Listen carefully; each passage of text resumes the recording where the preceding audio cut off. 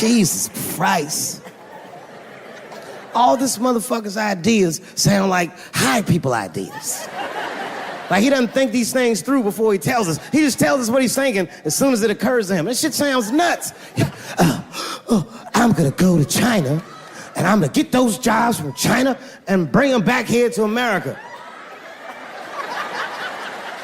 For what, nigga? So iPhones can be $9,000? Leave that job in China where it belongs. None of us want to work that hard. The fuck is he thinking? I want to wear Nikes. I don't want to make them shits. What the fuck are you doing? Stop trying to give us Chinese jobs. I am going to bring back coal. Coal? I'm not even exaggerating. I have never in my life even seen a fucking lump of coal. I honestly don't even know what coal is for. If you're gonna have motherfuckers digging around in the dirt looking for shit, find me some truffles, nigga. That's what I'm about. And these truffle prices are getting out of control. If it gets any worse, I'm gonna be back down to regular butter like everybody else. Terrible, terrible job. This motherfucker hit North Korea with rap battle threats. Fire and fury, like, yo! Yo, what are you doing? It's fucking Korea, man.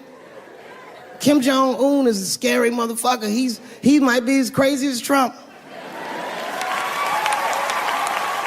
Some scary shit.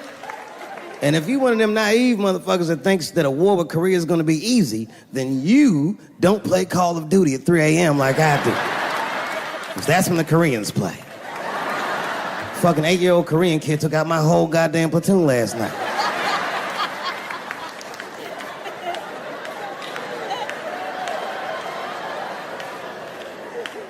I've never seen somebody in an office so high with the most just basic fucking solutions. Like, you know, we should not let any more Muslims in the country till we can figure out what's going on. Did he just say, figure out what's going on?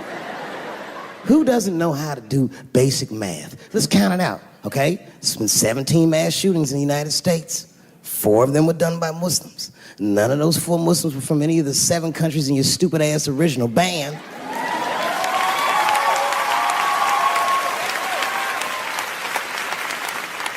And since he brought it up, the other 13 shootings were done by the Tiki Torch Whites. These are facts. And you don't see me trying to ban white people from the show to keep the rest of the audience safe.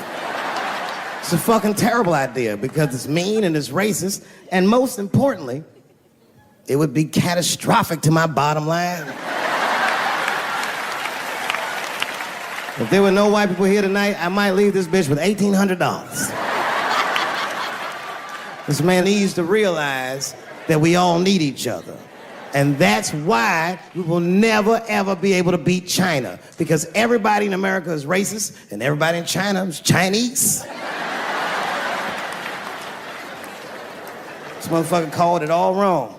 And don't believe the media either, because as all this shit is happening, the media is trying to make us believe that the extremities amongst us are the norms.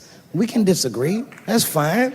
And most of us are keeping a cool head about this shit. You know what I mean?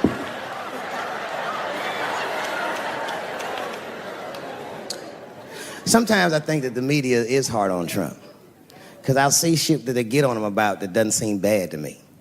I mean, a nigga got on Trump about not staying in the White House enough. Who gives a fuck? This motherfucker was rich. Used to shit in a gold toilet. It's true. I don't know if you've ever been to the White House. It looks like a very nice place to work, but I wouldn't want to live in that Scooby-Doo ass house either. That shit's terrifying looking. Imagine you trying to jerk off in the crib and Abraham Lincoln's just looking at you like...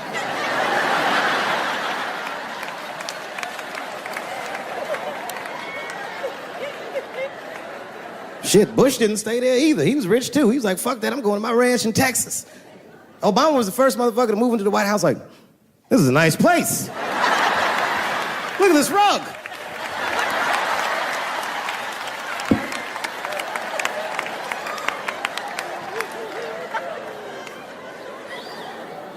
The media got on him about putting Jared Kushner in his cabinet, and I didn't think that that was the worst thing he'd done. I mean, it was still early, and I mean, it's not unprecedented. Kennedy had his brother as the attorney general, right? And this motherfucker's a Washington outsider. To be honest with you, I'd probably do the same thing.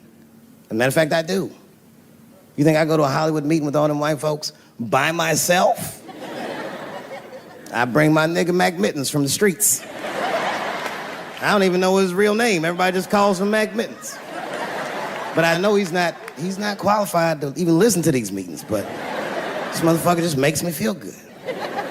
And all the white people look at me like, Dave, do you mind asking your friend Mac Mittens to excuse us so that we can talk business? And I say, fuck that. Anything you say to me, Mac Mittens can hear that shit. And he listened to the whole meeting. And when they done talking, I just look over at Mac Mittens, and if he gives me the signal, meow, meow, I'll sign the papers. It's a gut check. Or how about this one? Remember when it was the day after the election, and the president of Taiwan called Donald Trump to congratulate him? And Donald Trump, you know, of course, took the call and talked to the president of Taiwan. Problem with that was, Taiwan doesn't have a president. The United States functions on what they call a one China policy, and Taiwan is a renegade province of said China. And Donald Trump didn't know that and picked up the phone and started yammering away, and the media ate his ass up. And I'm not gonna lie, I was laughing like shit. I was like, oh shit, this dumb motherfucker is in trouble. And then that night, I was in bed drifting off to sleep, and then I had to admit it to myself. I was like, I didn't know that shit either.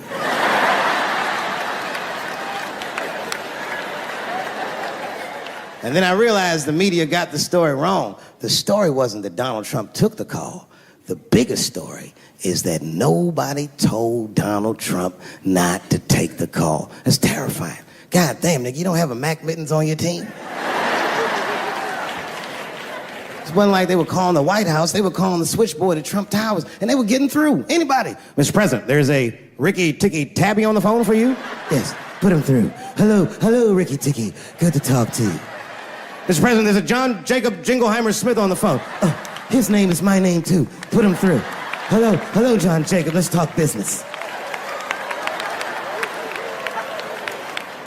How many people in this room are not originally from the United States?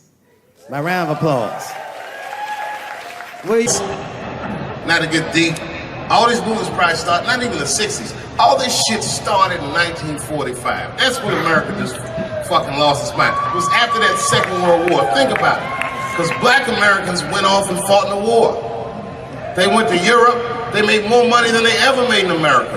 They might even got their dick sucked by white women. And then they came back to the United States and they looked around and they said, you know what? I don't like the way I'm being treated around here. But it wasn't just black dudes. At the same time, all the women in America went into the workforce because all the men were gone. That's when you see that old poster in the 40s with that dyke like, we can do it. That's where that's from. And these women made money, and then the dudes came back home and started telling these women what to do, and they were like, yo, I'm not feeling you, nigga. At the same time, the CIA started experimenting with a drug in San Francisco. Back then, nobody knew about it, called LSD. By 1960, all the white kids in America were like, it works. And a new school of thought was unleashed on the American consciousness. People had never even thought like that before, and now they were thinking like that in mass. White kids in mass were like, fuck our parents' plans for us. By the time 1960 rolled around, the President of the United States was 42 years old. He was the next best hope. And they blew his brains out in Dallas, in fucking parade. That's the most gangster shit. There were 8 major assassinations in the 60s. Kennedy, X, King, Everett. And then, by the 70s, the white youth culture and the Black Panthers and the black youth culture started to merge. And you started to see Timothy Leary meeting Eldridge Cleaver in Africa, not Oakland. And that was the beginning of the 70s, one of the most turbulent decades this nation has ever seen. And I say all that to say this, that in that turbulent historical context, Bill Cosby raped 34 people.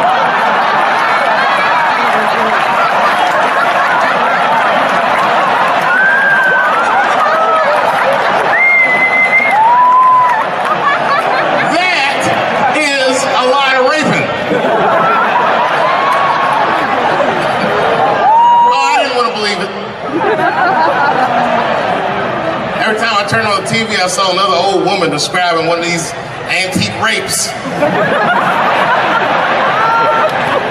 These rapes are old school. They'd be like, and then Bill Cosby pulled my bloomers down. Bloomers?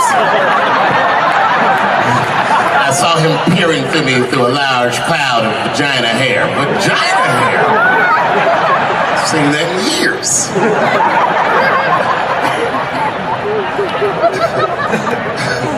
I saw this shit. I said, these people are obviously trying to destroy Dr. Cosby's rich legacy. Right? 34 allegations later, I was still like, man, he probably only raped 13 or 14 of those. Do all that raping. It's like 50 fucking rapes.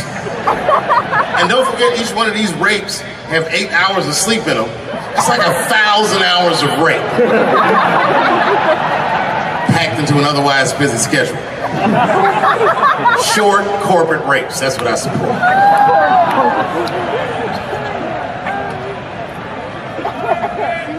Why would they sleep? That's what I don't understand.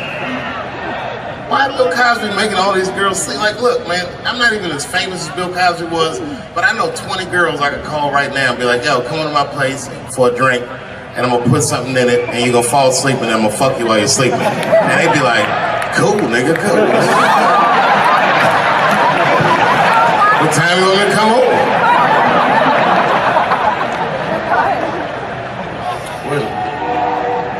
Is that a train here, that train? Trains do something to black people. Didn't you feel like running for that train? I've never been in a situation where I needed to. Something about being black, nigga, you just, when you hear a train, we'll say like, I've gotta go.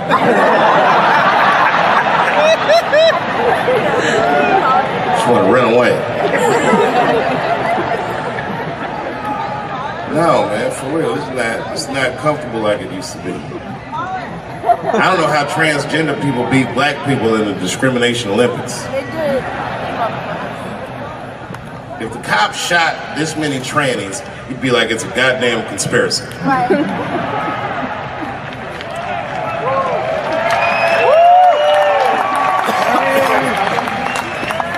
The niggas gonna start wearing high heels just to feel safe.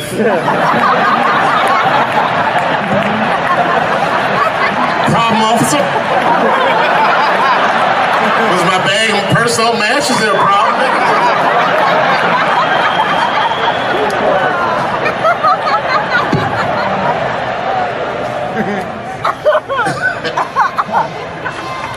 There's too many, man. It's too many. There was one good one in California where the lady got beat up in traffic. You see that shit on YouTube? Yeah. And they beat the shit out of her. You watch the tape, you be like, well, what did she do? Turns out she didn't even do anything. But the good news is the city of LA decided that the court should award her $1.5 million for pain and suffering. Which, if you know anything about money, is as much Marcos Maidana made to fight Floyd Mayweather the second time. It's pretty good considering this woman never trained a day in her life. You can see it in the tape. She didn't come to fight. She took too many shots. She covered her gut, punched her face. She just wasn't doing it right.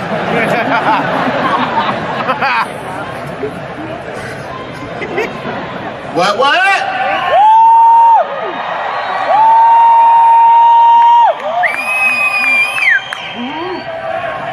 You know what's funny about being in San Francisco? First of all, the city's not even gay anymore. Gay people can't afford to live there. They just visit. Gay people got their money tied up in other shenanigans.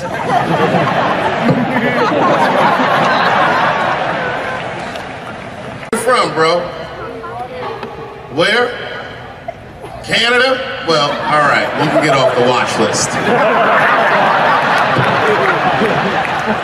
You know, America has a racial hot seat, which belongs to black Americans, but I know you sat in it for a while. I can honestly say Arabs and Mexicans sat in that seat. And we, the Black Americans, would like to thank you both for your sacrifice and your struggle. Everybody goes through something, but at least I can leave my backpack someplace. If you leave your backpack, you got 20 minutes to find that shit before they send a robot to blow your luggage up.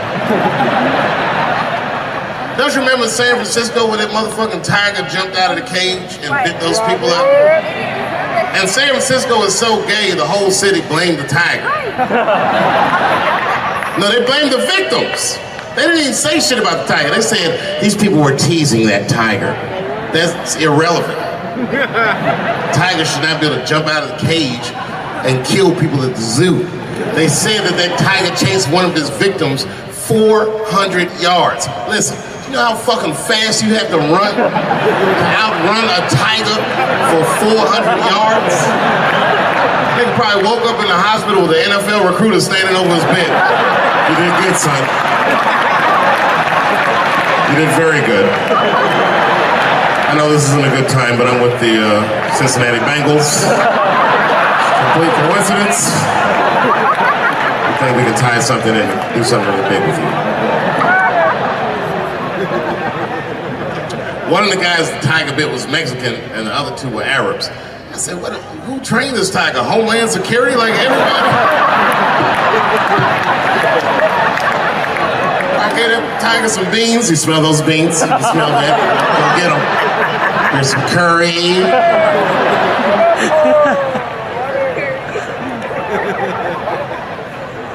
I see a lot of Indians in San Francisco. I always wanted to be in a Bollywood movie. Because Bollywood movies are deep, but at the end of the movie, no matter what kind of movie it is, there's always a dance number to make you feel better when you go home. Even if it's Precious. At the end of the movie, Precious would just jump out of the coffin. I don't have AIDS.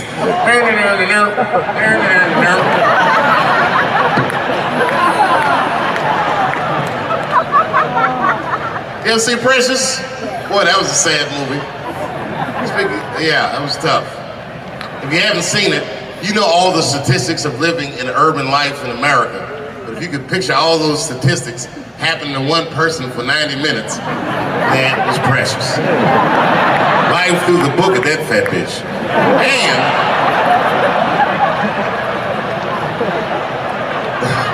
the music haunted me. Because the music was like, you know, like, I don't know, break beats or something. If they had Eddie Vedder do the score for Precious, I'd have killed myself in the movie theater. They had some of that, like, Smashing Pumpkins. Precious was morbidly obese. She couldn't read good.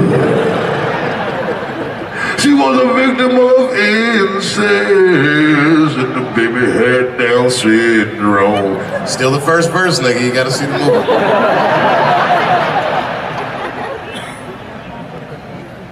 She caught AIDS at the end. She might have had it the whole movie, but at the end she found it.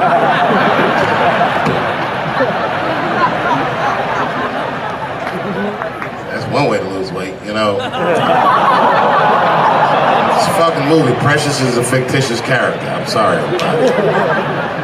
It's a fucked up movie. It was a fucked up movie. I got scared when I went to see Straight Outta Compton. And Eazy-E caught AIDS at the end. That shit freaked me out. Because I didn't know you could get AIDS from firing your manager.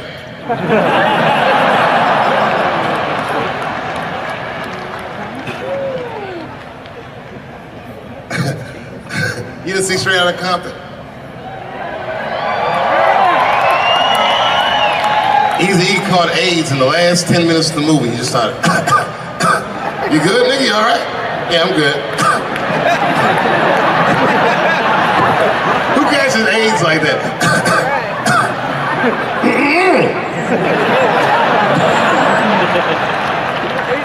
AIDS does not sound like that. It's a racking cough. And AIDS weird that a disease came out of nowhere in the 80s. that doesn't kill anybody but niggas, fags, and junkies? What kind of disease hates everybody that old white people hate? I think the government hid that shit in disco balls. Only fun people get AIDS.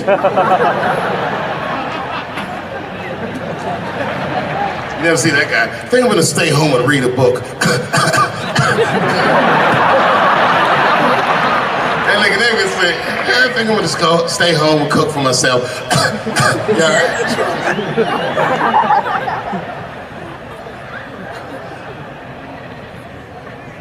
Remember when Donald Sterling made that tape? Said all those bad things about black people? That tape was fucked up. But that goes to show everybody, if you get old and white and racist in America, whatever you do, don't tell your black girlfriend about that shit, because that's who made the tape. She taped everything. The tape was embarrassing. He was like, stop bringing these black guys to my games. We were all listening like, well, how you gonna have a game without us? There'll be a lot of bounce passes and layups in that shit.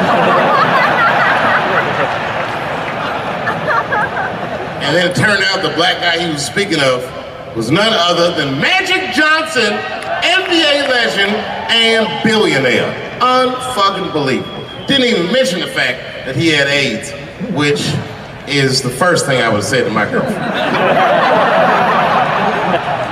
This guy must be very racist if AIDS is the footnote.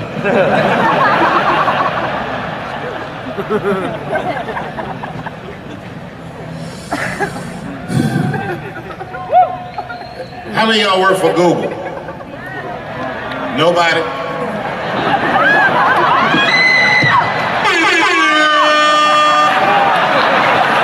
Thanks, Fuse.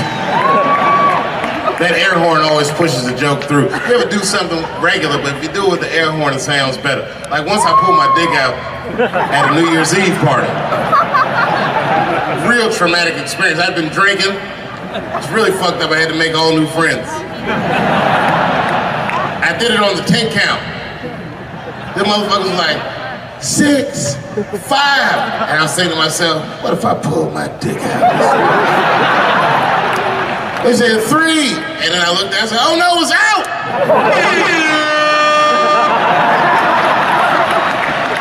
That air horn pushed me over the top. I pulled that shit out of the... I was like, oh!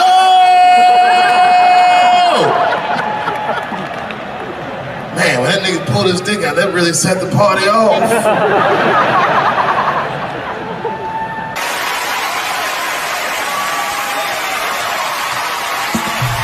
Ladies and gentlemen, Dave Chappelle.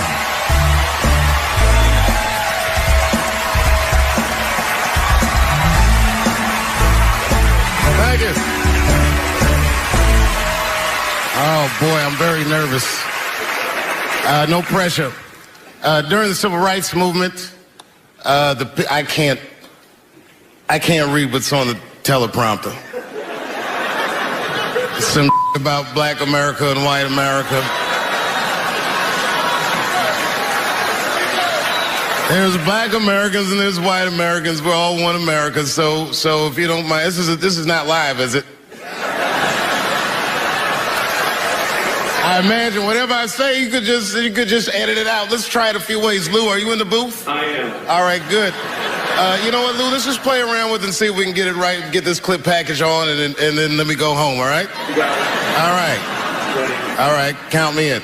5, 4, 3, 2, 1. Wu-Tang. I'm just with you, Lou. Let's do it again. We're gonna do it again. We'll get it right.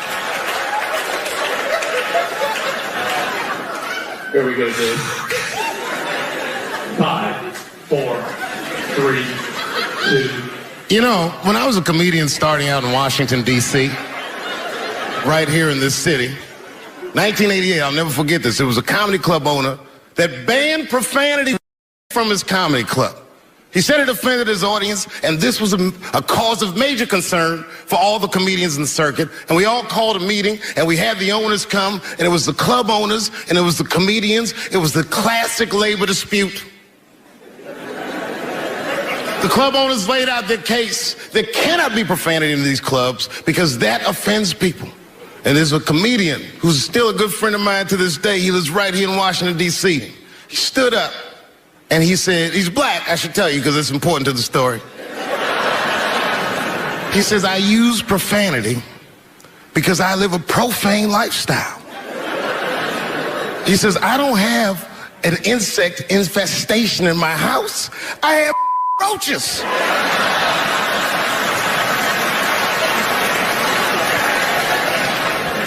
My favorite comedians are like musicians, and the audience is their instrument. And the music they make is your laughter. And that's the laughter that I scored my entire life to. So now, some of my favorite American comedic composers. Thank you. When I lose my job, I lose my man. Treats me like a dog, he called me a dog. Yes, he did. What did he call me? An old dog. Sometimes I wished I was a dog and he was a tree. When you stop and think, football's a fair sport for my people. Only sport in the world a Negro can chase a white man and 40,000 people stand up and cheer him. See, in my neighborhood, the kids have a kind of a dubious reaction to that whole Santa Claus concept. They just don't believe that a white man will ride a reindeer through Harlem after midnight. In truth, white friend, it's you that all look alike. But look at the black people around you. We're all different colors. Black walnut, burnt almond, chocolate mocha, pecan, vanilla, yellow, mellow, light, bright, and damn near white. We come from the first people on the earth. You know, the first people on the earth were black people. We the first people had thought, right? We was the first one to say, where the am I? And how do you get to Detroit? I think maybe like 30 years ago, there was a woman that wanted to sing, and a black lady that sang opera that wanted to sing. What was her name? Mary Anderson. And this place was like segregated, and they couldn't sing here. And here we are, like not even 50 years later, a 22-year-old black man on stage getting paid to hold his. God bless America. I gotta go now. Y'all take it easy. Bye-bye.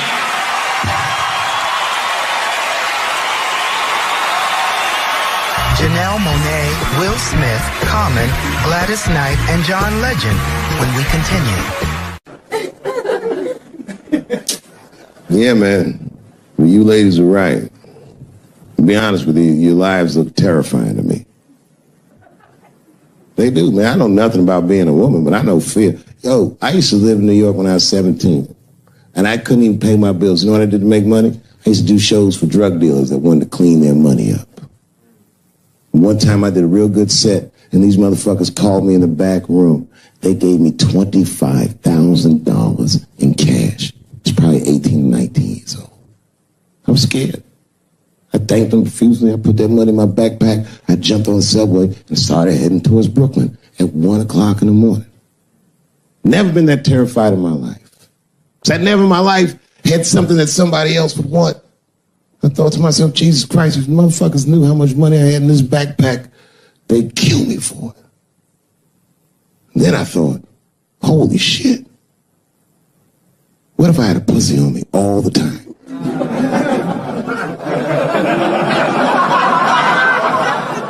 That's what women are dealing with. I'm gonna tell you right now. It's real talk. If them same drug dealers gave me a pussy and said, put this in your backpack and take it to Brooklyn, I'd be like, nigga, I can't accept this.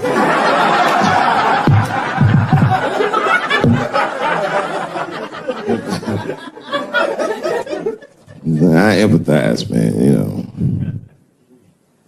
Everybody gets mad because I say these jokes. But you understand that this is the best time to say them. More now than ever. And I know there's some comedians in the back. Motherfucker, you have a responsibility to speak recklessly. Otherwise. New York Times said that Louis C.K. jizzed on his own stomach. You know, I've busted a lot of nuts in my day. None of them were newsworthy. Shit was really gross, because they didn't just say it like I said it. They didn't just say jizz on the stomach. They said it in that fucking Pulitzer Prize winning style that the New York Times has. It was very descriptive, like, you know what I mean? Louis C.K.'s semen shot out like a volcano of misogyny, slowly drizzling down like lava, covering his freckled penis as it slowly dripped to a fiery crown of red hair. Jesus Christ, I'm trying to eat some huevos rancheros and these niggas is...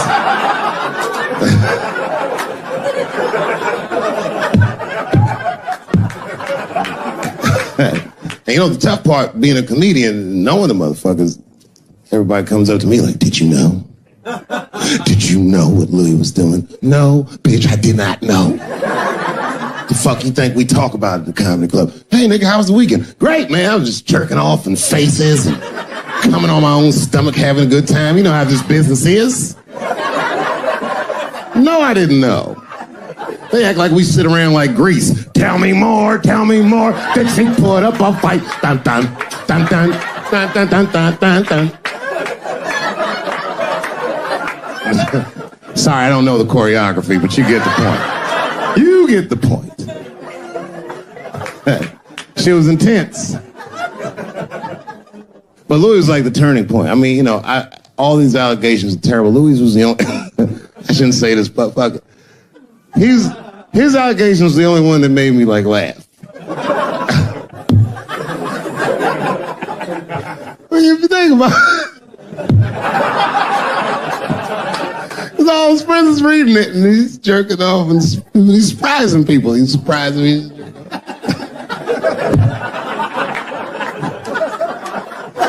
I just picture all the comics in comedy just reading it like, what?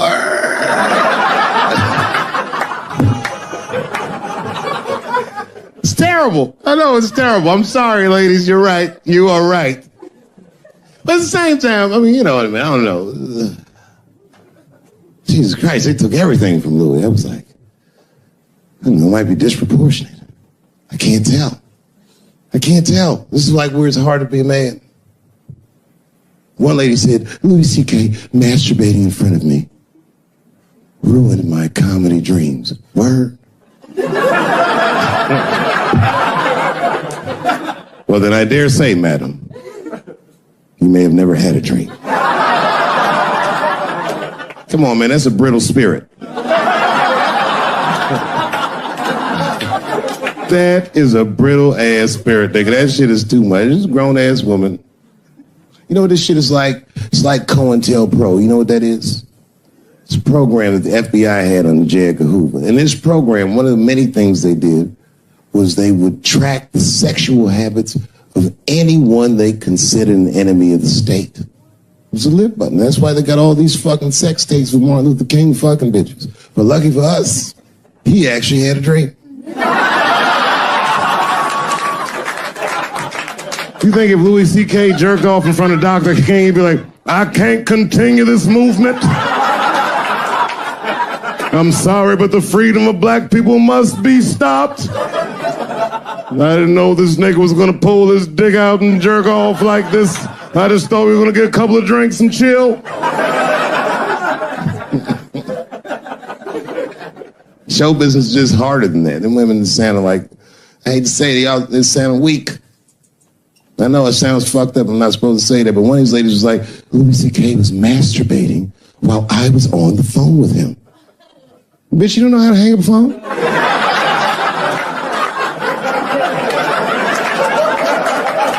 How the fuck are you going to survive in show business?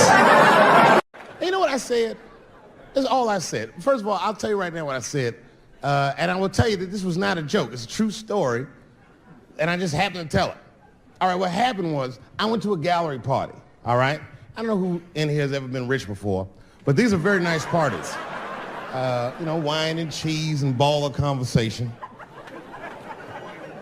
And there was a few eccentric types, one of which was a very wealthy man that happened to be wearing a dress. I don't know what you call him, man. This is a tranny or drag queen, perhaps.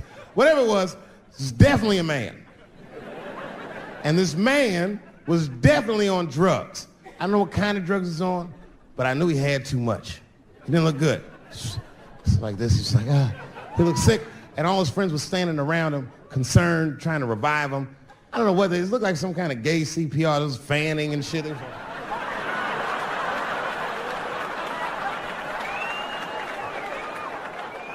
I saw all this from a distance. Now, I should have minded my own business, but I got curious. I was like, oh. And I went over there. All I said, excuse me, gentlemen, is he okay? And then they looked at me like I was evil. Oh. She is fine. I said, word? Oh. I'm sorry, I didn't know this is what we were doing. Here's my thing. I would support anybody's right to be whoever they feel like they are inside. I'm your ally in that. However, my question is, to what degree do I have to participate in your self-image? Is it fair that I have to change my whole pronoun game up for this motherfucker? That didn't make sense. Seriously. If I put on an Argyle sweater and I'm like, hey everybody, I feel like a white guy in this sweater and I want some goddamn respect and a bank loan. That's not gonna work. Give a fuck how I feel. Why should I give a fuck how you feel? Nigger is a pronoun. But there was no time for philosophical debate. This was an emergency situation. I said, fine. Sorry, guys. I was just worried because she looks terrible. She just fell off the bench. Appears that her dick is popping out of her dress. You mind if I call an ambulance, champ? I'd rather not be at a party where a tranny ODs. There's too many questions to answer.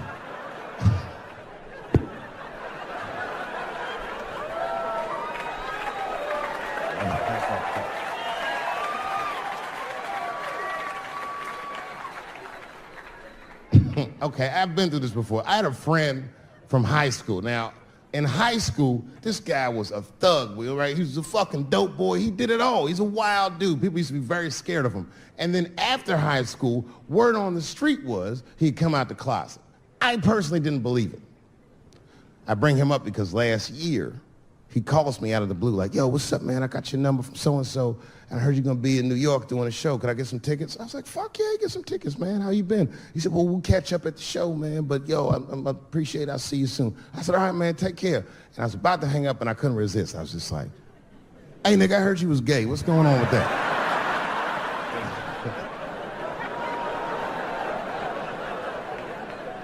And I wish I didn't ask, because he sounded like he was dying to talk about that shit. And he had a long story about it. And it's not that I didn't care, but I was, I don't like talking on the phone. I was watching TV at the same time. So I just wasn't really paying attention like I should. But I was trying to sound supportive, but I didn't really know what to say. So I was just like mumbling shit throughout this conversation. I was just like, nigga, you gay, man. You just gay. Like,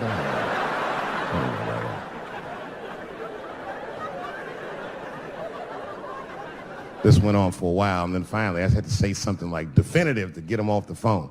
And I was like, hey, man, you know what? Don't let people get you down, all right?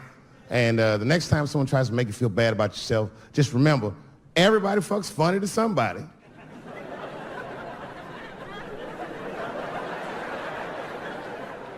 He didn't like that shit.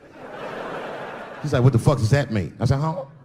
He said, you saying I fuck funny, motherfucker? I said, no, that's not what I'm saying. I'm saying everybody's different. He said, you ain't say different, nigga. You say it funny. What's so fucking funny about the way I fuck? And I said, hey, man, I fuck feet.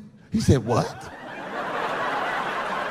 Oh, this is not a joke, ladies and gentlemen. I get women to squeeze their feet together like this, and I fuck them right in that little space in their feet. But you can't build a community behind that shit. There's no flag for us. That shit made him laugh. And the next day, after the show, I saw him backstage. He was like, yo, what's up, man? I'm like, oh, shit, what's going on? And he had his buddy with him. He goes, Dave, I want you to meet Manuel. Manuel's my fiance. We're in New York getting married because it's legal here. I said, well, Congratulations, fellas. And Manuel was like, gracias. And he went to go get some drinks. And then my buddy looked at me, he was like, so Dave, what do you think? And I started mumbling again. You gay, nigga, you know, you just gay. He said, yeah, I'm a little nervous about getting married, man. It's a big step. I said, yeah, it is. It's a big step. He said, well, you've been married for a while. You got any advice for us? No, I'm married to a woman. Sorry about that. And they corrected me. He said, no, you married the person that you love. So it's essentially the same. I said, you know, man, the problem with that statement is that it makes the assumption that I love her. But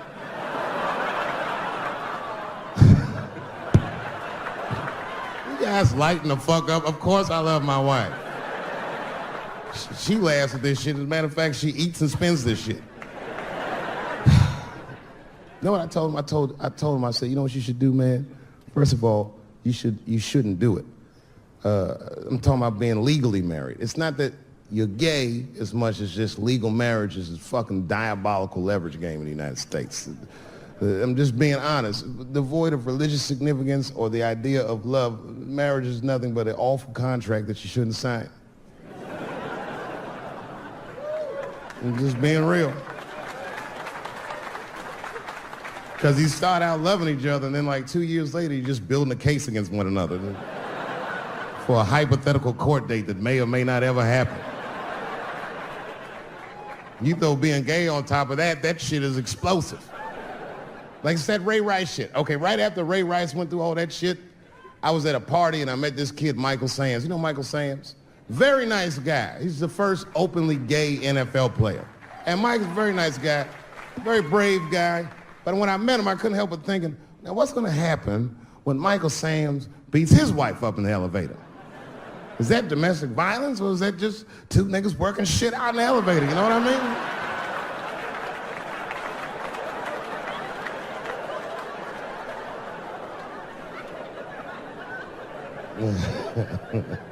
Anyway, I give all married men the same advice, gay or straight. Get a dog. This dog will love you all the time, but she's not going to. It's real talk. I didn't even know about dogs, and my kids got the dog. They brought him home from the shelter, and I didn't even want him. They were like, can we keep him? I said, nope. I said, where'd you even get this dog? They're like, we got him from the shelter. I was like, ugh. Probably something wrong with him. Can't keep him. And then my kids started crying and screaming like the dog had gambling debts. Please, Dad, if you don't let us keep him, they're gonna kill him. I was like, oh. All right, you can keep him. And this dog was a menace. I hated his guts. Then one night I had smoked a bunch of weed and I was eating a sandwich and Baba came over. Baba's the dog. He came over and was staring at me. This will make you very uncomfortable if you're just looking at you usually.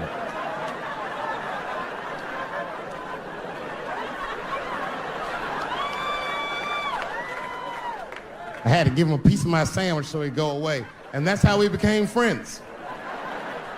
Now, if you see me walking down the street with Baba, I ain't got no leash or nothing. He walks right next to me. If I stop, he'll stop. And if I go, he'll go. And all my friends are like, yo, Dave, that shit is dope. How you train Baba to do that shit? I've never trained Baba. I'm just a messy eater. If I drop food and Baba's not around, all I gotta do is call him. Baba! He's a black dude's dog, so he doesn't come right away. He peeks first to see what's going on.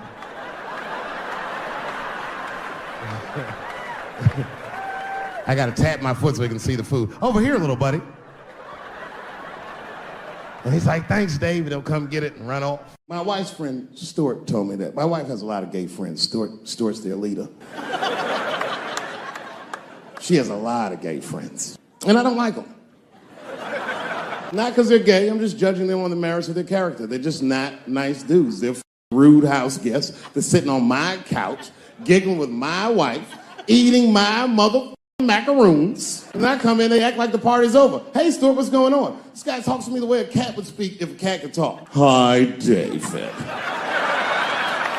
He always wants to have some kind of gay political argument. The last one was about a petition in federal court to take the words husband and wife out of the law. I said, well, why would you want those words out the law? He said, because it discriminates against same-sex couples. I was like, niggas, please save me the semantics. Just trust me, take your chips and get the fuck out of the casino. You're about to crap out. Go outside, talk that over amongst yourselves, and whichever one of you is gayer, that's the wife. I've never seen somebody in an office so high with the most just basic fucking solutions. We should not let any more Muslims in the country till we can figure out what's going on. Did he just say, figure out what's going on? Who doesn't know how to do basic math? Let's count it out. There's been 17 mass shootings in the United States. 4 of them were done by Muslims. None of those 4 Muslims were from any of the 7 countries in your stupid ass original band. The other 13 shootings were done by the Tiki Torch whites. And you don't see me trying to ban white people from the show to keep the rest of the audience safe. It's a fucking terrible idea because it's mean and it's racist. And most importantly, if there were no white people here tonight, I might leave this bitch with $1,800. This man needs to realize that we all need each other.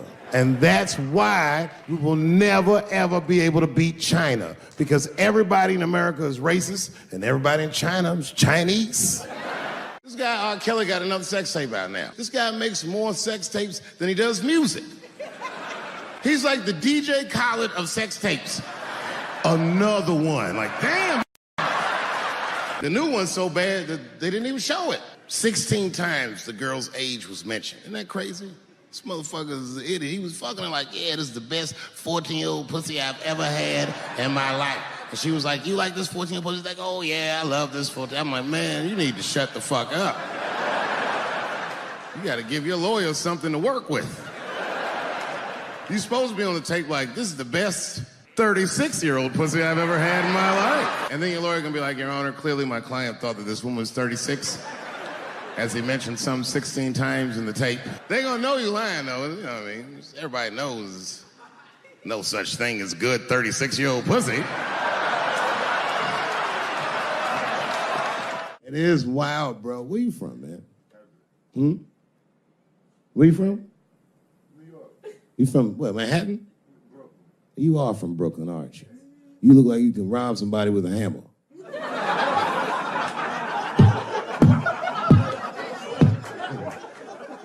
Brooklyn niggas rob you with shit they find around the house. I just got stabbed with a toothbrush. This nigga must be from Brooklyn. I'm fucking around. I think, okay, again, of all those letters, the T has the toughest road ahead. In fact, I think the T should stand for tough road ahead. They've got the longest mental gap to bridge. That's all I'm saying. Because, you know, whenever I see one of them T's on the street, I don't mind them, but I'll be like, man, I miss Bruce. I'm sorry, guys. I'm 42. I remember Bruce Jenner. Before the Kardashians, before all that, this motherfucker was a white American superhero. It was amazing. He was beating Africans at track and field. We'd never seen anything like it. He was on my cereal box growing up. You know how much of that cereal I ate, nigga? I didn't know he was gonna do that. I knew before you guys knew. I heard things on the street in Hollywood. You know, you just be out, see people. Hey, what's up, Kanye? Why the long face? Nigga, you'll see. Got 2 mother-in-laws now. There was a big dance coming up in the middle school. I was 12 years old. I said, Dad, can I go to the dance? He said, of course you can go to the dance. I want you to get out and meet some more kids. I said, great. It costs $3 to get in. And my dad said, ooh, sorry, son, I don't have it. I was like, what the fuck? You don't have $3? Well, then how are we alive, Dad? Dad said, if you want to go to the dance bad enough, I'll tell you what, there's some money in the change jar, get the money from there. I was 12 years old, that's what I did. I showed up to the dance early. There's a long line of kids waiting behind me while I'm at the door trying to count out 300 pennies to get inside. I will never forget this shit as long as I fucking live. Oh, man, you know, if you've been poor, you know what that feels like. You were shamed all the time. Feels like it's your fault. And all them kids was laughing, ha, ha, ha. Look how poor Dave Chappelle is. Like, when I think back at it, that's really the only time in my life that I ever thought to myself, I should kill everybody at school. No, this is what I mean. Okay, look, okay, you're an Asian dude. No, I say this with no disrespect, but we're all Americans, right? And we can agree that America has a huge body count all over the world, but nowhere more than Asia. Literally, if you look at history, recently, we have bombed the masculinity out of an entire continent. We dropped 2 atomic bombs on fucking Japan, and they've been drawing Hello Kitty and shit ever since. There's a lot of lady boys in the wake of our bombs, and I know these things because my wife is Asian. She's Filipino. All right, well, okay, so that explains it. Now you know why you see me at all those Filipino events. I'm not there picking up pussy, I'm dropping some off.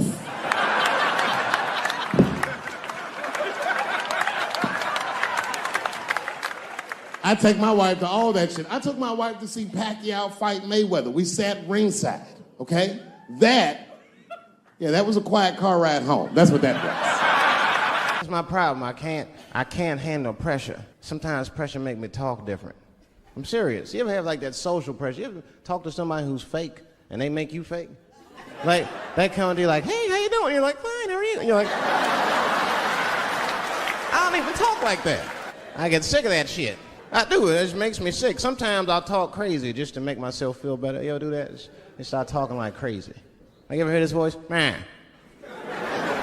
That's how bad guys used to talk in the 40s. In the old days. See, I talk like that. Not all the time, but if somebody put the pressure on me, fuck it, I gotta cut loose. If the police pull me over, I'll talk crazy. Son, do you know why we pulled you over? Nah, because I'm black, see, that's right. Nah. It's not illegal to talk like that. How do they know I don't talk like that every day? Stop talking like that. Stop talking like white copper. Nah. I see my age in my children. I came home from the road. This is not long ago. I've been gone for, if you can picture, I was gone for weeks and weeks. And when I came back,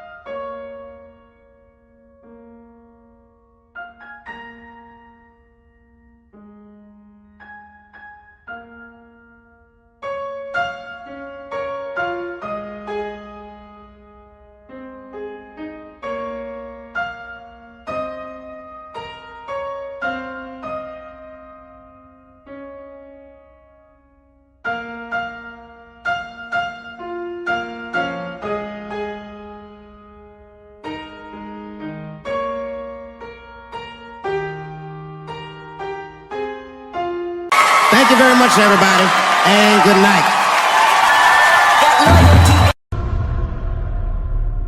I came back here where I started because I will shoot my final Netflix special tonight.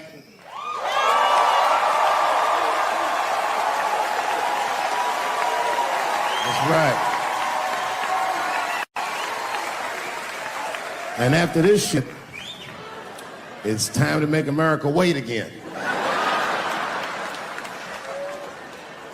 I've done too well. You know, if you black in show business and do too well, it's scary, nigga. Like, you gotta get the fuck out of the casino while the getting's good, while you're still winning. If you don't walk away from the table, that's how niggas get Kevin Harted. You already know. That's my man. I'm just saying, if he got a sex tape out, well, it's just a matter of time for me.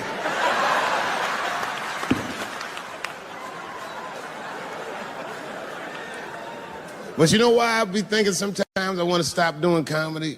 And you know, I don't want to sound like a braggart saying this, but the real reason I want to stop is because I'm too goddamn good at it.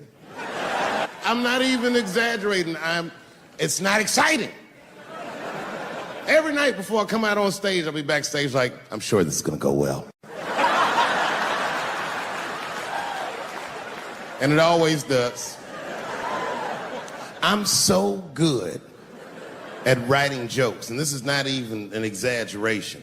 I actually write jokes backwards.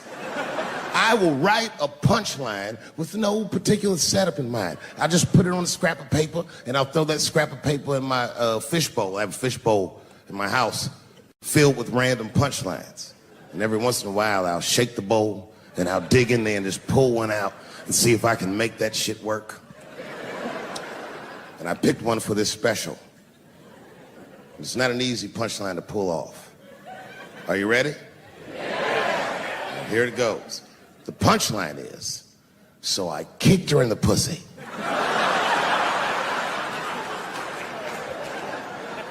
I haven't finished the joke yet. I just know whatever happens in the beginning of the joke, at the end of the joke, for some reason, I'm gonna kick somebody in the pussy. And it's going to be hilarious. And you know what's weird? I've always remembered a time when I wasn't. You know, when I was growing up, I was probably about 8 years old, and at the time, we were living in Silver Spring. Yeah.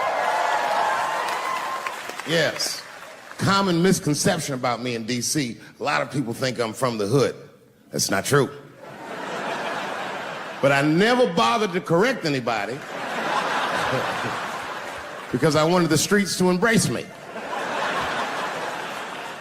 As a matter of fact, I kept it up as a ruse.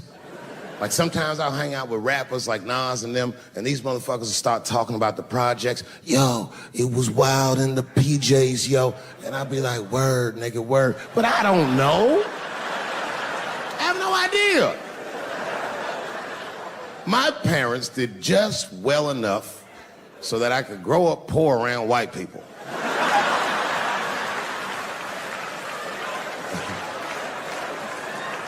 And to be honest, when Nas and them talk about the projects, nigga, I used to get jealous because it sounded fun. Everybody in the projects was poor, and that's fair. But if you were poor in Silver Spring, nigga, it felt like it was only happening to you. I know the pain of that first sleepover at a white friend's house.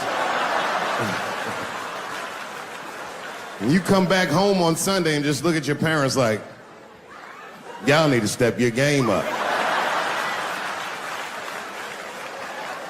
Everything in Timmy's house works. Remember the first time you saw that? In a cold winter, and you'd be at a white friend's house and see the motherfuckers in their living room without their coats on?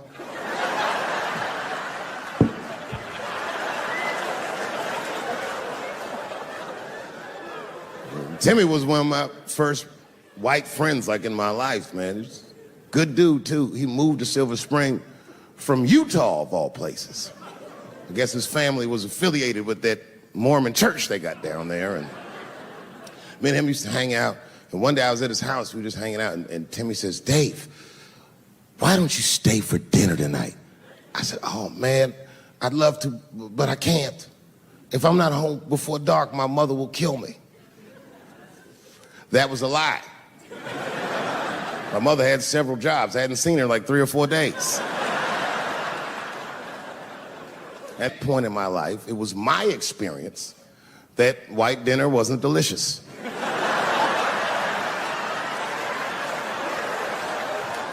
I'd rather go home and fry some bologna or some shit like that.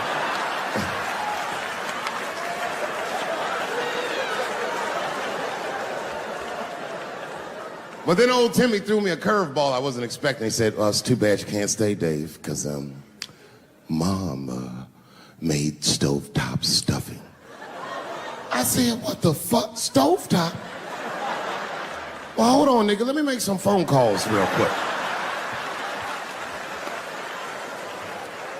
I had seen that commercial so many times, I had dreamt of getting my hands on some of that stovetop stuffing. And finally, I met a motherfucker that actually had a box of stovetop in the house. I couldn't miss this opportunity, so I pretended to call my mother. And then I came back and I said, Timmy, you're not gonna believe this great news. Mom said I can stay. And he said, fantastic. He said, why don't you come with me and we'll help set the table and then we can say the blessing. I had no interest in setting this motherfucker's table or saying these crazy ass Mormon prayers. I just wanted that goddamn stuffing. My hands first. My plan was simple. Wash my hands slowly, and by the time I'm done, the table will be set, the blessing will be said, and all that there will be left to do is eat. Went to the bathroom. I washed my hands very slowly. I must have been in there for about 10 minutes. And suddenly, one of his mothers came to the door.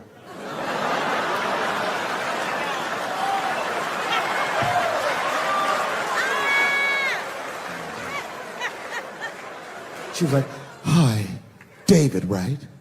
I said, yes, ma'am. She said, Timmy tells me that you're planning on staying for dinner. I said, I hope that's not a problem, ma'am. She says, no, it's no problem. In fact, we'd love to have you. It's just that we weren't expecting company.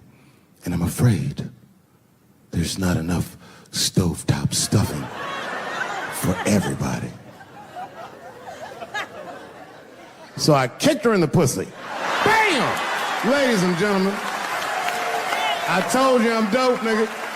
I told you what I was gonna say and you still didn't see it coming. And that's why I make the big bucks.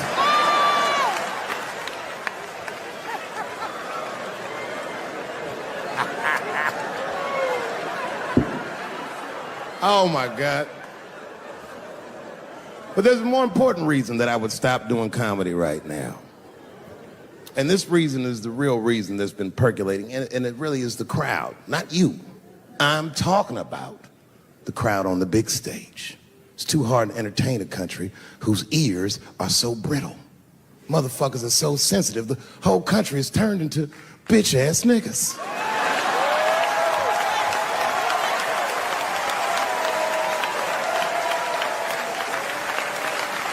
Everything you say upsets somebody.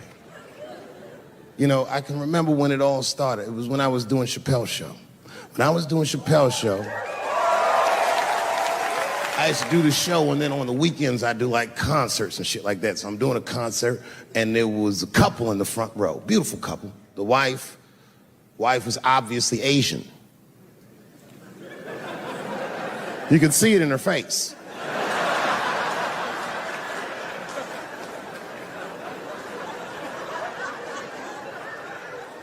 The husband, this motherfucker was mysterious, to say the least. Couldn't quite pinpoint where he was from. Caramel-colored fella, very nice hair, but he could have been from anywhere. Bangladesh, Mexico. I can't guess with a nigga like this. All I knew for sure about this guy is that his wife was a bitch. I could see that in her face, too. No, he was laughing and having a good time, and she was scowling at me at a goddamn comedy show. I couldn't figure it out. And then I realized at some point that she was pregnant, and I was smoking on stage. I said, oh my God, that's probably why she's mad. So I started to put my cigarette out, but then she hit me with one of them fake non-smoker calls. So I just kept smoking. I thought to myself, bitch, that babe will be fine, relax. And I tried to break the tension. I just asked her. That's all I said. I go, hey, where are you guys from anyway? And I could tell that she was on to me. She goes, very condescendingly, she says, I'm from California. if you're asking my ethnicity, I am Chinese. He was like, I'm Mexican, bro. I said, well, I'm sorry if I offended you by asking, but you're a very beautiful couple. And miss, there's no question that you're gonna give birth to the hardest working baby this world has ever seen.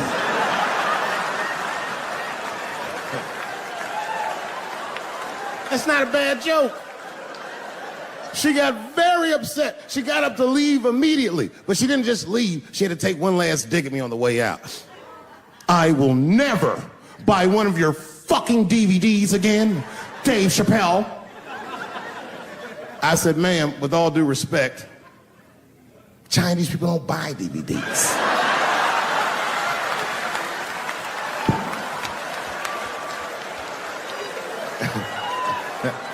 And the crowd went crazy. We were all laughing, having a good time. I didn't even think anything of it. And then just 3 days later, this lady sends a fucking letter to my promoter telling him not to book me for shows anymore because I was, quote, racist, and I'm quoting her, insensitive to the nature of my interracial marriage. I was like, word, bitch, I was.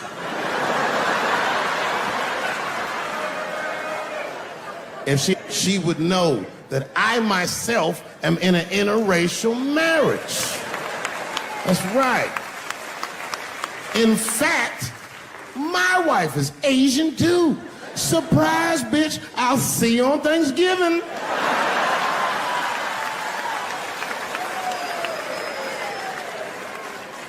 But my wife's not Chinese. She's Filipino. That's right. And our kids are Puerto Rican somehow, so there you go. But I don't give a fuck about interracial marriage. In fact, you know what? My mother is half white. A lot of people don't know that. Well, all right, you were a little too excited, but okay. A lot of people don't believe me when I say that, but it's true. You can't tell looking at me, but if I grew my hair out, you would think you was at a fucking Cat Williams concert. My shit is beautiful. But motherfuckers are just taking it too far. I don't know why or how everybody got this goddamn sensitive. You know who hates me the most? The transgender community. Yo, yeah, these motherfuckers. I mean, I didn't realize how bad it was. These motherfuckers are really mad about that last Netflix special.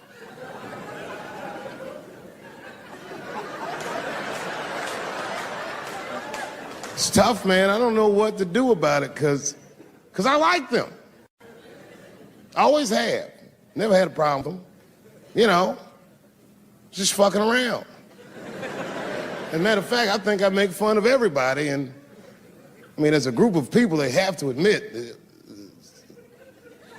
it's kind of fucking hilarious, man. I'm sorry, bro. It's like, I've never seen somebody in such a hilarious predicament not have a sense of humor about it. They're born feeling like there's something other than they're born as, and that's kind of funny, you know? I mean, it's funny if it's not happening to you. It's like that white black bitch that's in the news all the time. Rachel Dolezal. She's a white woman, but then she dressed up like a nigga and shot her way up to the very top of blackness. And I always wanted to meet her just so I could understand. I just wanted to like have dinner with her so I could just look in her eyes and call her a nigger to her face. The fuck is that bitch talking about? I identify black. That is trans talk, lady. Stop biting. Stop biting. There's a big difference between her and a trans. The difference between her and a trans is I believe transgenders. I don't understand them either, but I know they mean what they say. Them niggas cut their dicks off. That's all the proof I need. I've never seen somebody just throw their dick away. Don't need it.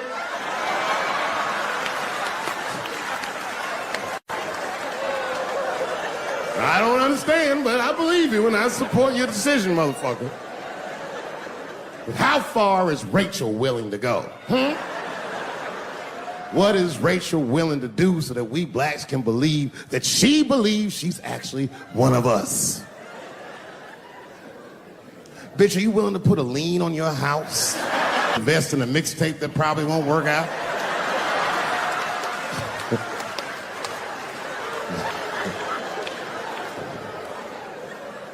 She didn't even change her name. Didn't even change her name. Her name is Rachel. I can't believe in that name. If you want my support, you're gonna have to change your name to the blackest shit I've ever heard. But you're gonna have to change your name to Draymond Green. I don't know a blacker name than that. That shit is black on paper. If you type Draymond Green into Airbnb, that shit will log off automatically.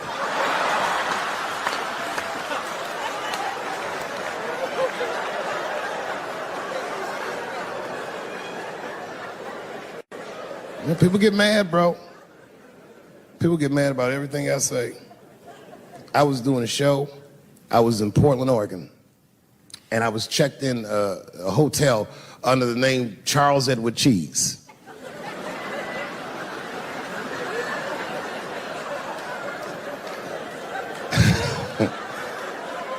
I came back and there was a note. It was like a letter on my desk. It was addressed to Mr. Cheese. So obviously I'm gonna assume that whoever wrote this letter must be an intimate friend of mine. This is not some kind of name that a person would just guess. But then I open the letter and it turns out I don't know this person at all. It's a fan letter. You know, I'm not even used to the idea that I have fans, but I'm grateful for it. And even though I'm grateful for fans, I don't read those letters. Be nice if I did, but realistically, it's like, what am I, Santa Claus, nigga? I don't have time for this. Like, got shit I want to do. I'm trying to chill. Read all these dreams and wishes from strangers. But I read it. I'd already opened it.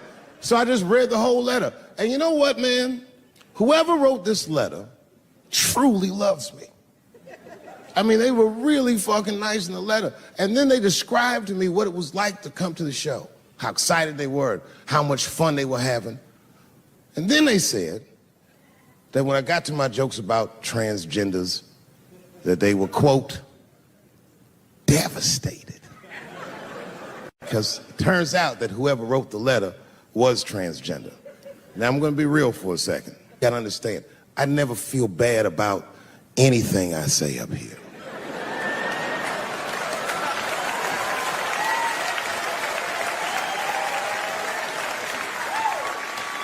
And I would never admit this to you if I hadn't locked your phones up. But it was the weirdest thing. Like, when I read this letter, the shit made me feel bad. I didn't feel bad about what I said, you understand? I felt bad that I made somebody else feel bad. To be honest, I don't even know what I said that upset that person. I have so many transgender jokes.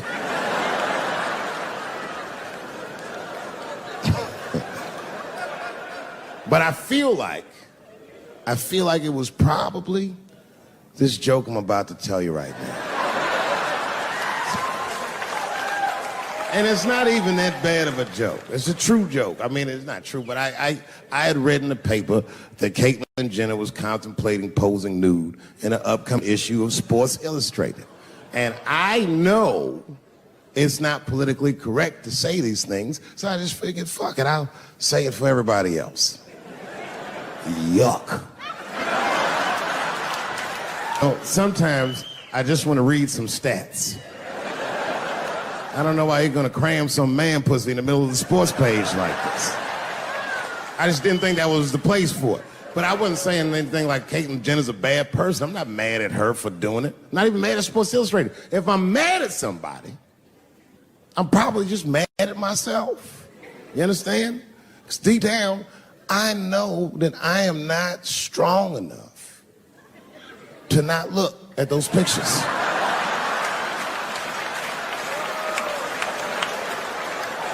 And I don't think I'm ready to see what she's trying to show me. So Caitlyn God damn it, if you go through with this thing, bitch, you better go hard or go home. I want you to go all the way. Hustler style. Do you know what hustler style means, miss? That means spread the lips.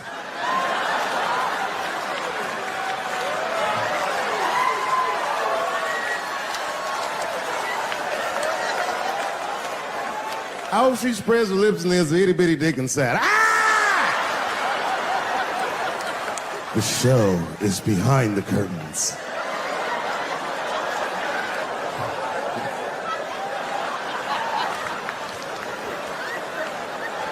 I don't know what I said that upset that person. But I'm gonna tell you something. When I read that letter, and the moments after I read it, I did something that many black men in America do not have the time or the money to do. I thought about how I felt.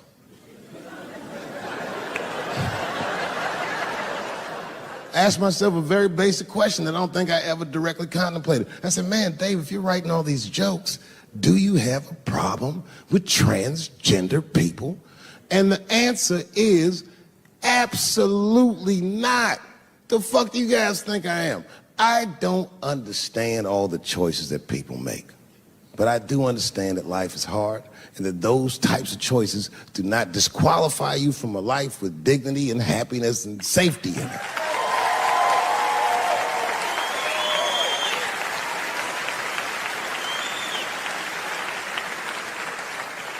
But if I'm honest,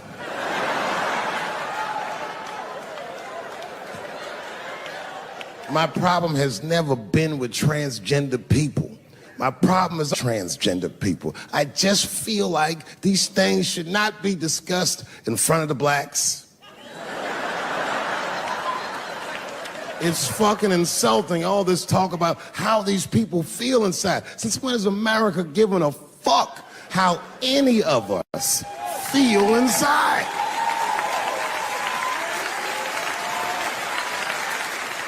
And I cannot shake this awful suspicion that the only reason everybody is talking about transgenders is because white men want to do it.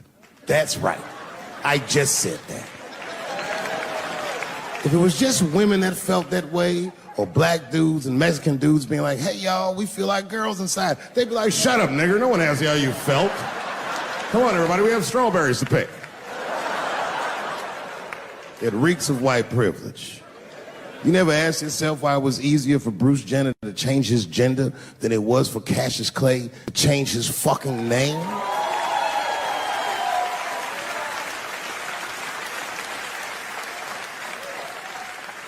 And if I were to be brutally honest, the only reason I ever been mad at the transgender community is because I was at these niggas for 6 songs straight. I had no idea.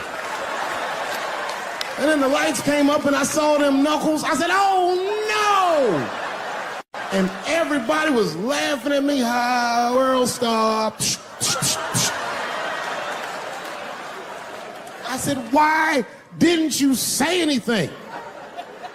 And then I heard that sultry voice. I didn't say anything, Dave Chappelle, because I was having a wonderful time.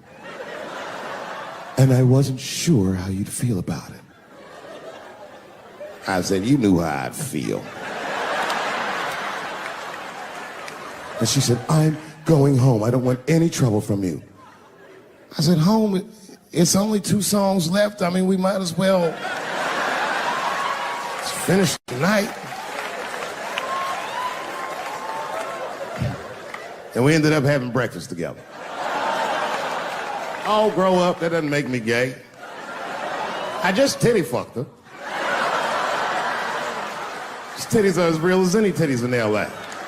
It's 2 o'clock in the morning. I was just borrowing a little friction from a stranger. Whoops.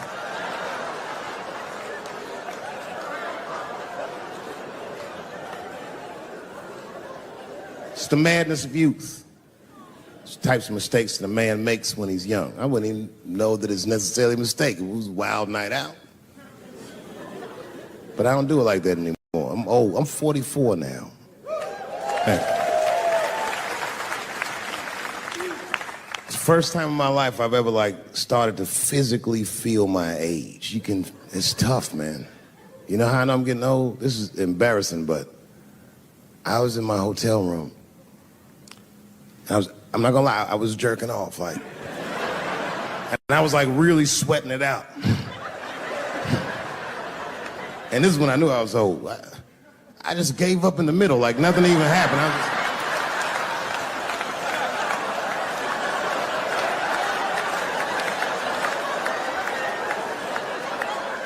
I don't like looking at my dick anymore. My dick looks distinguished. It's old, an old looking dick. It's got salt and pepper hair all around it. My dick looks like Morgan Freeman in the 90s. Without the dots. My dick narrates, Dave pulled me out and started jerking me around and jerking me around. But not with the same vigor as when he was young. He and I both knew nothing was... I see my age in my children. I came home from the road, this is not long ago. I've been gone for, if you can picture, I was gone for weeks and weeks. And when I came back, nobody was home.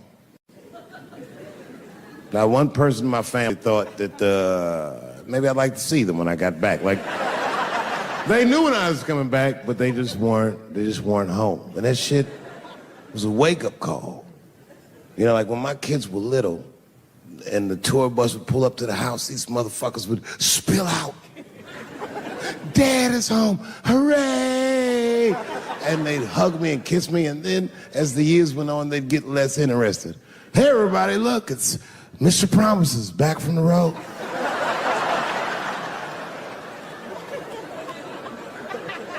But empty house, that's some cold shit. And I went into my oldest son's room. I was like, hello, hello. He was gone. And I'd never done this to him before, but for some reason I just did it. I just looked through his shit. Just to see who this motherfucker was becoming. And I found these notebooks and I started going through them. Written as his handwriting. I didn't even know this nigga wrote poems. And then I looked through his drawers and I opened up his middle drawer. And I found this rolling paper.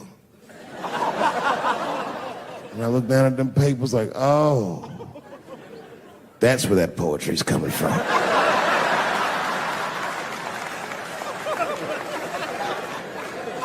And that shit broke my heart.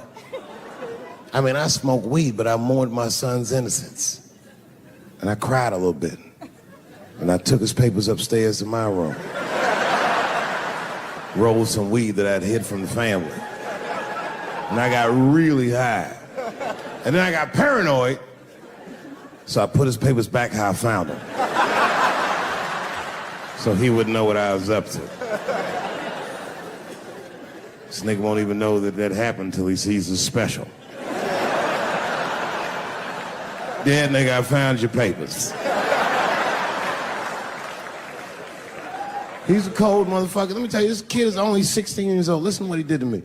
This motherfucker calls me up in the middle of the night. It was 1 o'clock in the morning. He goes, Dad, don't be mad. I knew something was, what's going on? He said, listen, I'm fine. And don't forget, you told me to do this. I'm at a party, and my designated driver had too much to drink. And me and my friends need you to come pick us up. I said, Jesus Christ, it's 1 o'clock in the morning, nigga. I am shit-faced.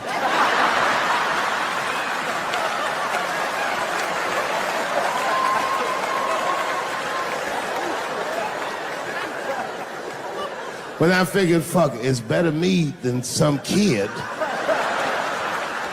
I might as well roll the dice and go pick my nigga up. I said, all right, I'm coming to get you. Just give me the address and I'll be right there. And then he gave me the address and I was shocked. I said, son, you are not gonna believe this, but I'm at the same party, nigga.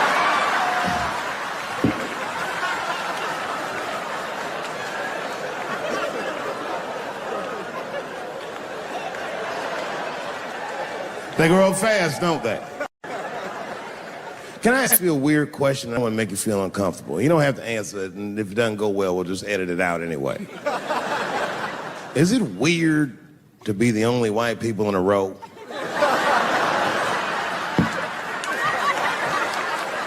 Is it weird? I mean, to be honest, does it feel strange? Are you worried at all? Give me your money, motherfucker. I'm fucking around. This guy got ice in his veins. He didn't even buckle. You know, like many black men my age, the first time I voted was 8 years ago. Right.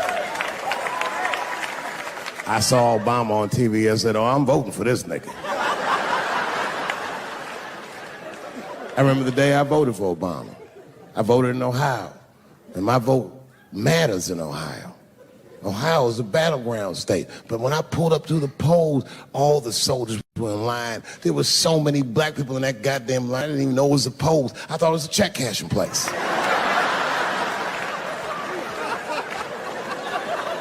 We were hugging each other, and old people were singing hymns and spirituals. They verdict times 10 or some shit. I've never seen black people that happy. 8 years later, I'm pulling up to the polls again. This time I'm driving a brand new Porsche because the Obama years were very good to me.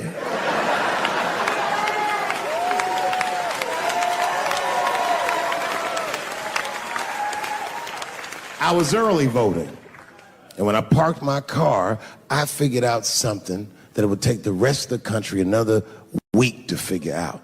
I understood that Donald Trump was going to be our next president because in Ohio, unlike D.C., you could see the results in the parking lot. Saw all these goddamn pickup trucks and tractors and shit.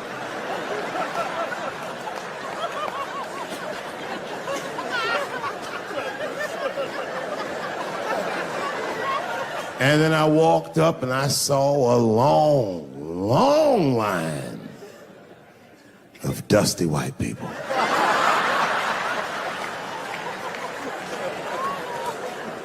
Yes, ladies and gentlemen, these were the poor whites. And I must tell you, I've never had a problem with white people ever in my life. But full disclosure, we've gotten a lot of trouble out of them. And I've never seen so many of them up close. I looked them right in their coal-smeared faces. And to my surprise, you know what I didn't see? I didn't see one deplorable face in that group. I saw some angry faces and some determined faces, but they felt like decent folk. No, they did. In fact, I'm not even lying, and I didn't sound fucked up, but I felt sorry for them. I know the game now. I know that rich white people call poor white people trash. And the only reason I know that is because I made so much money last year, the rich whites told me they say it at a cocktail party.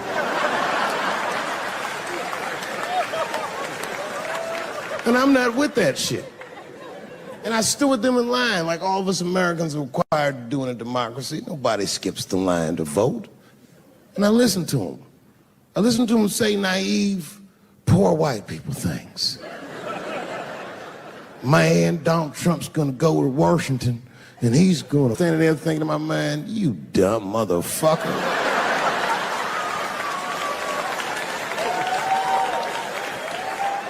You are poor. He's fighting for me.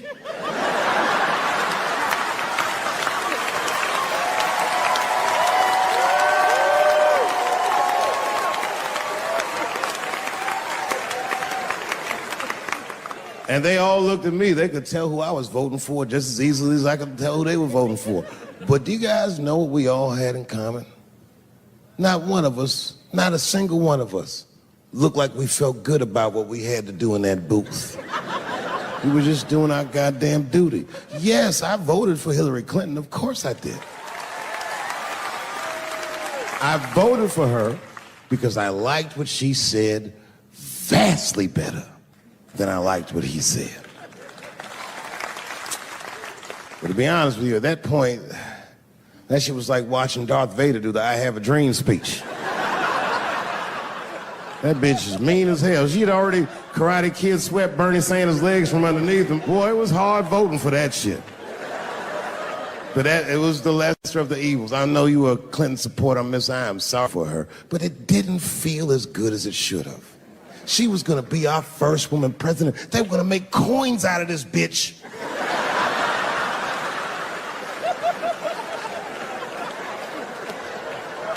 And somehow she just missed the dunk. Of course she should have beat him. Of course she should have beat him. You know what voting for her felt like?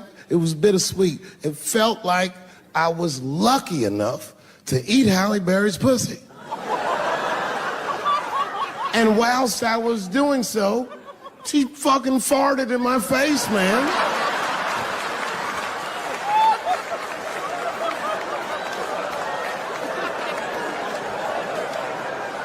Now you understand, I'd still do it.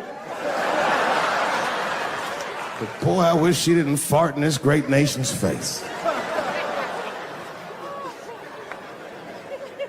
I voted that day, and then that same day I flew to New York City.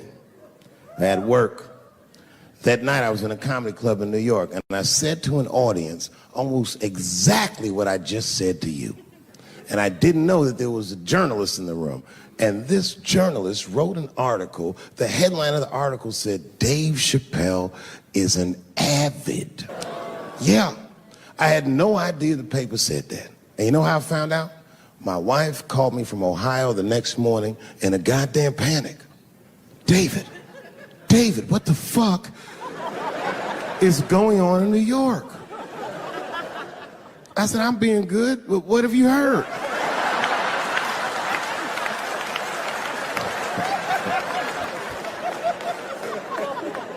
And my wife said, the paper is saying that you're a Donald Trump supporter. I was like, whew.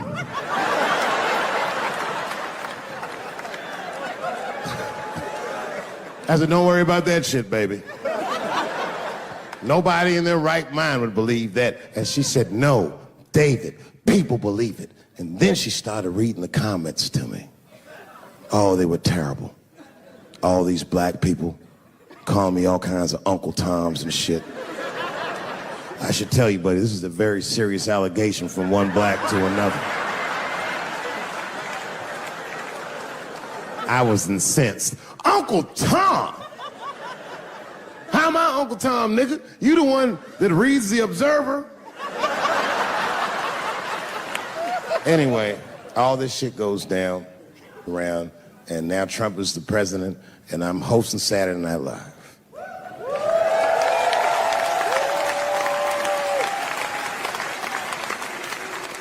And I didn't really prepare my monologue, I just kind of winged it.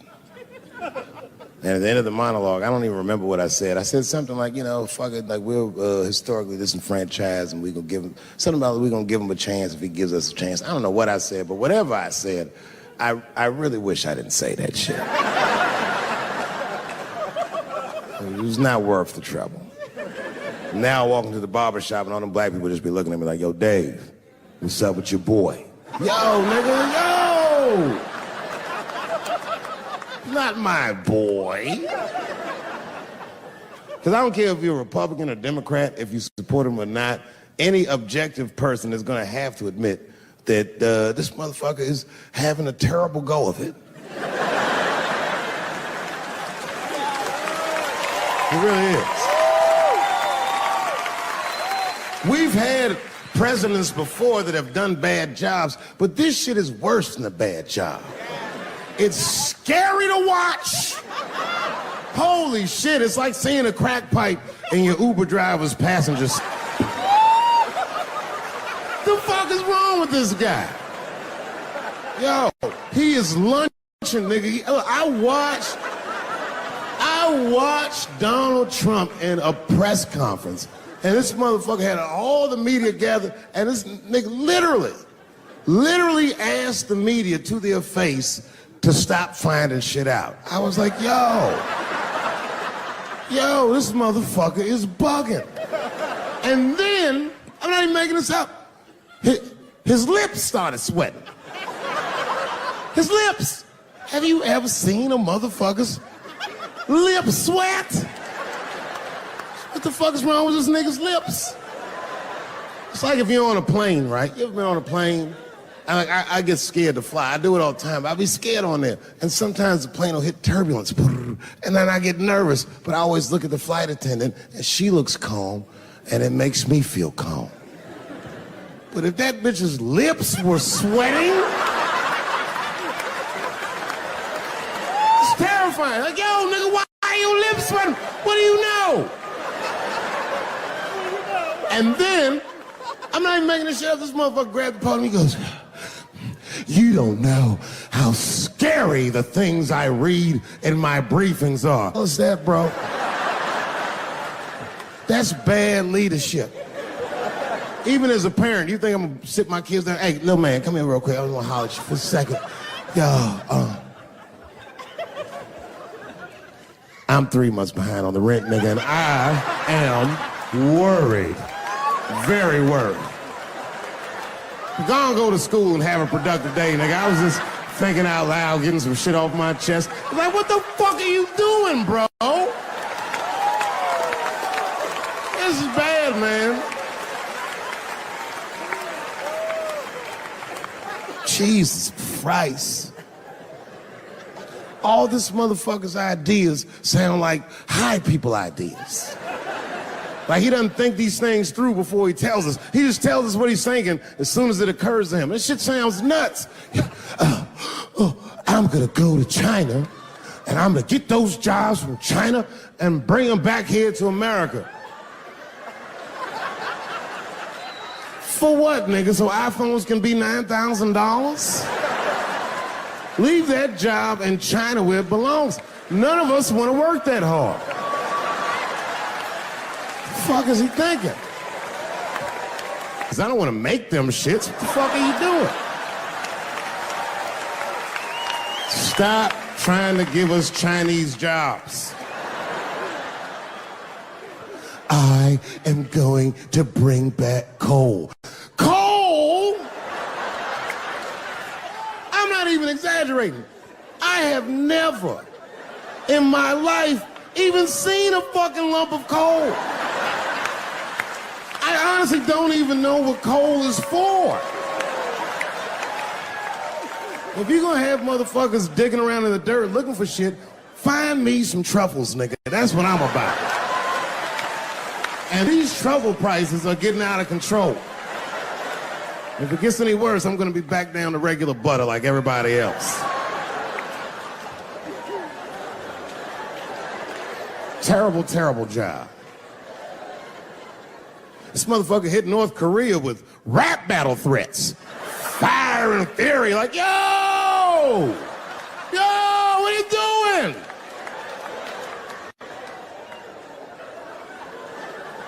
It's fucking Korea, man.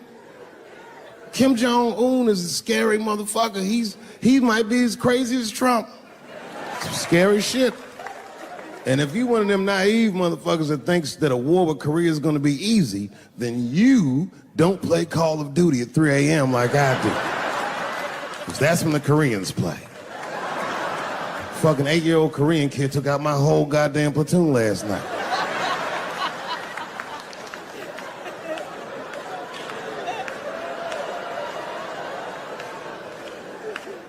I've never seen somebody in an office so high with the most just basic fucking solutions. Like, you know, we should not let any more Muslims in the country till we can figure out what's going on. Did he just say, figure out what's going on?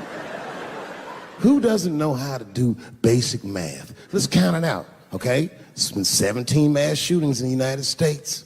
4 of them were done by Muslims. None of those 4 Muslims were from any of the 7 countries in your stupid ass original band.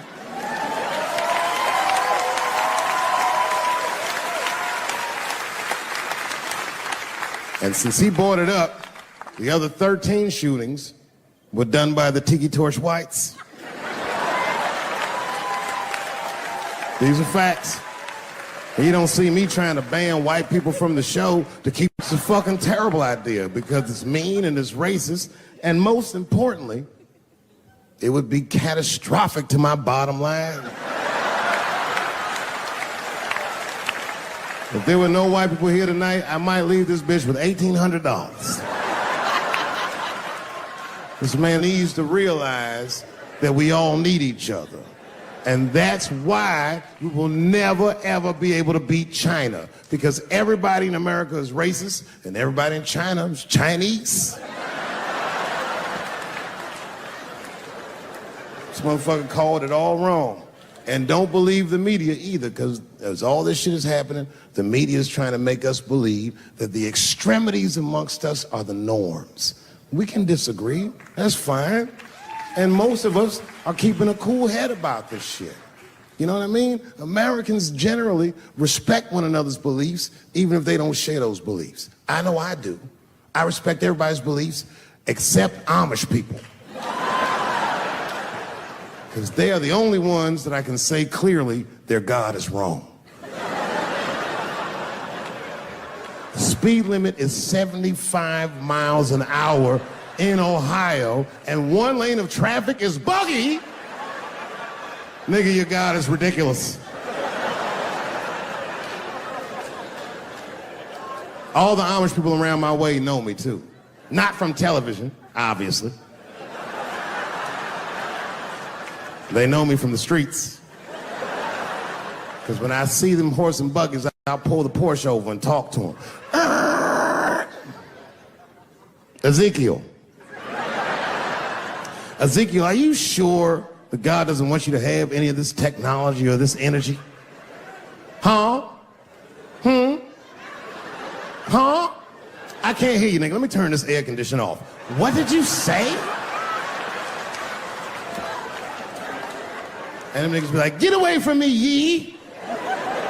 Ye tried to tempt me like the devil. Devil? Nah, bro, I'm trying to put you on to the game, Zeke.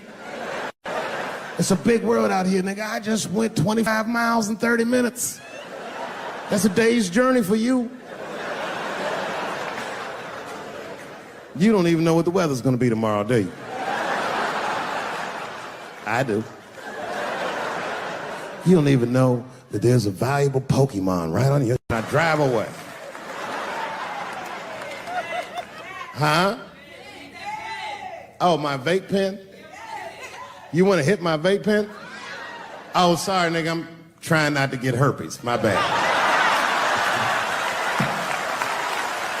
I've been playing cat and mouse with herpes for 30 years now, but every night I go to the club, I'll be like, not tonight, herpes.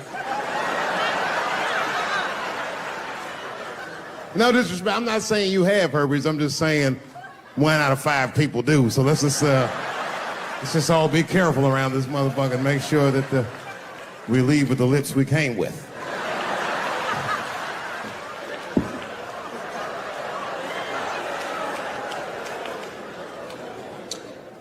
Sometimes I think that the media is hard on Trump. Because I'll see shit that they get on him about that doesn't seem bad to me. I mean, a nigga got on Trump about not staying in the White House enough. Who gives a fuck? This motherfucker was rich. Used to shit in a gold toilet. It's true. I don't know if you've ever been to the White House. It looks like a very nice place to work, but I wouldn't want to live in that Scooby-Doo ass house either. That shit's terrifying looking. Imagine you trying to jerk off.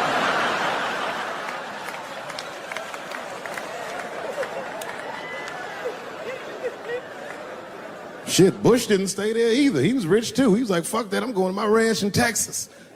Obama was the first motherfucker to move into the White House like, this is a nice place. Look at this rug.